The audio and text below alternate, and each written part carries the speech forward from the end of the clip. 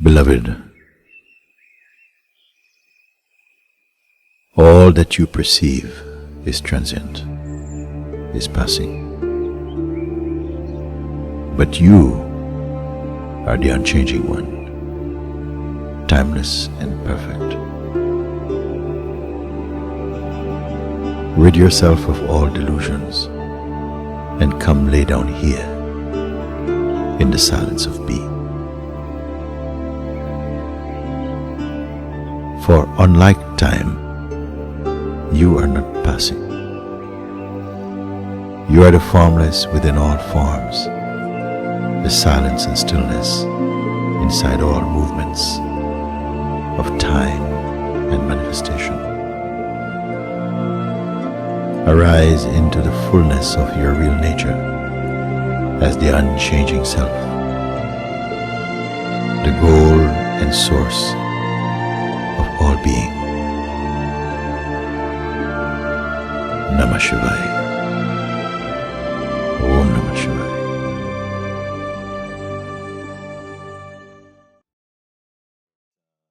As we go more deeply into the very heart of being, then so much resistance is coming, and the egoic identity is uncomfortable, you see. And yet you are discovering it is not real. It's only taken to be real because of belief, identity. It gives a power to it.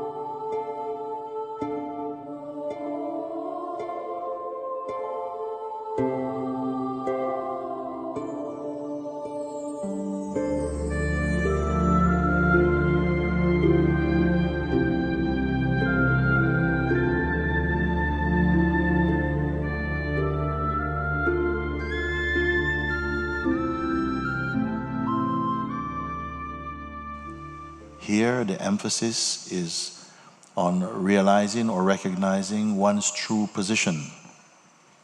First step, to recognize yourself as conscious presence rather than as person. So this shift must take place from the personal mode into the state of presence. From the person, our concerns are very much with the earth body and earth mind. So we are always thinking, yes, what I want to do next week, and I'm trying this, and it's a very, very dynamic and a realm full of conflicts and instability. But it's kept alive and awake because of an imagined goal that somehow will be able to stabilize this field. But those who have experienced, they've come to see that actually you only need to find your true position, which is not of the person, but first as a step that takes you to the stage of presence, where you begin to observe the functioning of the body-mind, but you're not swept away. You don't have the sense of being swept away or distracted from your central being. by the phenomenality of the functioning world. For those of you who understand, yes. If you don't worry about it. It will emerge. Hopefully, as we go along, you'll begin to feel it, because this satsang, I have to tell you, is not merely about the exchange of concepts. And I'm not here primarily to teach anyone, but more to point out and to guide the seeking consciousness back to its source. And this is something very authentic and experiential. And so beautiful it is that in guiding one person, all can get on the back of the same horse and find your way back to yours. This is the power of a guidance which is not merely personal. My connection with you is not from person to person, but more one of consciousness conversing with consciousness about consciousness. It's a higher field, you see, and so we sail over this ocean of samsaric mind. Very easy. And all that I'm speaking, you will come to see, it is very simple. It is only experienced to be difficult because the seeker's mind is very complex. But truth is not complicated. It is what we are. You are never going to make perfect what is already perfect. You can only discover it.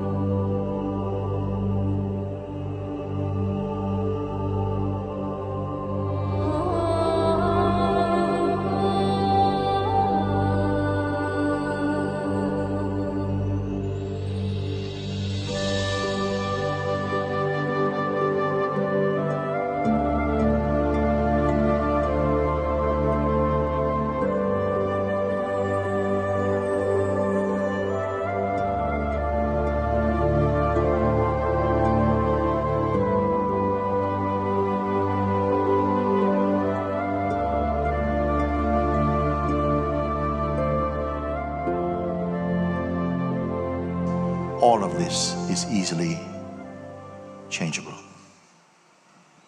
The only thing you have to be aware of is yourself. Largely, where the energies, the senses, and the mind is going out shopping through the senses for effects and experience, and translating that, interpreting those readings largely in the wrong way. And then you're feeling the effect of your own projection. Largely, we are perceiving what we are conceiving. And we are conceiving based upon, conditioning. So all this, I don't want to go in that space. There's too much noise. I'm trying to pull you out. When you're out, you can see. When you're in, you believe it all to be real. But as you begin to look from a higher place of looking, you see, and then somehow everything changes.